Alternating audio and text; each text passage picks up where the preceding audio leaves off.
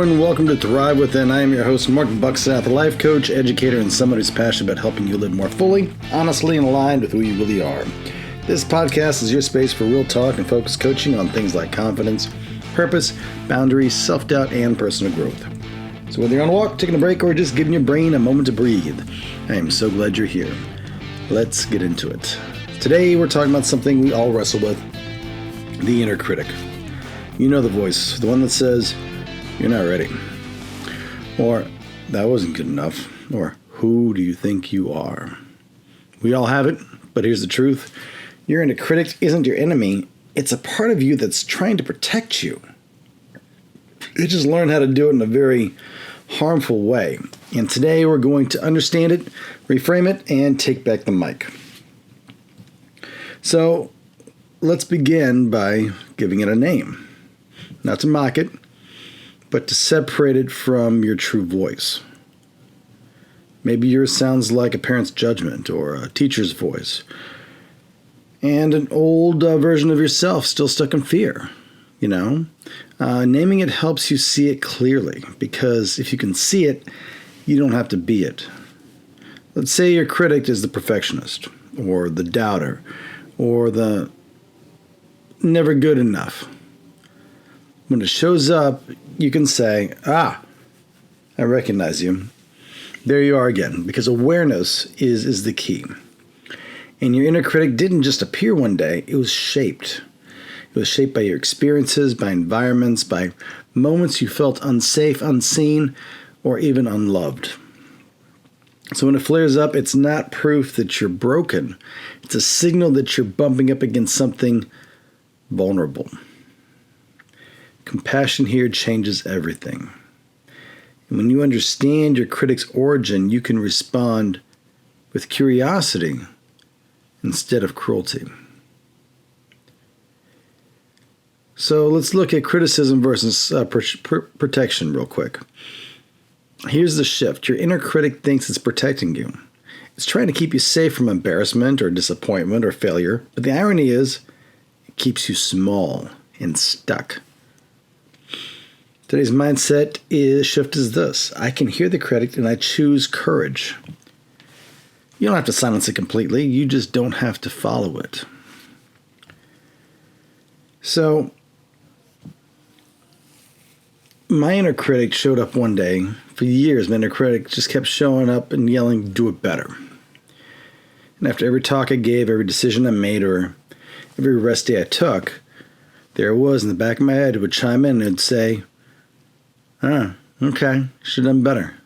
Could have done more. And one day, after a big presentation, I came home exhausted but proud.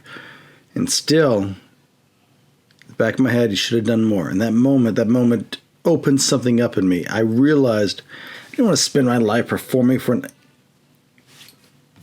internal audience that just never clapped. And that's when I started choosing internal kindness instead of a critique or a critic or cruelty. So let's practice something together. Close your eyes if you can, or soften your gaze, and take a deep breath in. Hold and let it out. Now imagine your inner critic just sitting across from you. What do they look like? What do they sound like? Now look at them and say, "I know you're trying to help, but I don't need saving. I need support." Offer it a different role. Invite it to be an observer, not a commander. And that small shift can change the dynamic completely. Here are a few reflection prompts to walk with. When does my inner critic speak the loudest? What is it afraid will happen if I fail? And what part of me needs encouragement instead of criticism? Don't rush to fix it. Just sit and see what you notice. And that's where the healing begins. So try speaking to yourself differently, Believe it or not, words, they make a difference. They matter. So here's a new practice. When your critic says, "You're not enough," try answering with, "I'm doing my best, and that's enough for today." Or, "I'm allowed to grow without shame."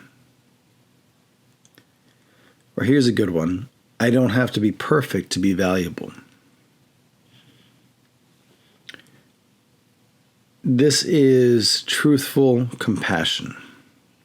Speak to yourself like someone you're rooting for, because you are, and you should be. Here's a practical shift. Every time your critic speaks up today, answer it with one kind truth. It can be so simple, like, "I'm still learning," or "I showed up," or "That was brave." The goal isn't perfection, it's awareness with kindness. And that's how you build resilience. Thank you for being here today in this episode of Thrive Within. Your inner critic may always be a part of your story, but it does not have to narrate your life. You're doing better than you think. Keep showing up. If today's episode helped, I'd love if you would share it, leave a kind review. If you want more support, you can always find my books and coaching options at guidedpathcoaching.crd.co. Until next time, speak gently to yourself.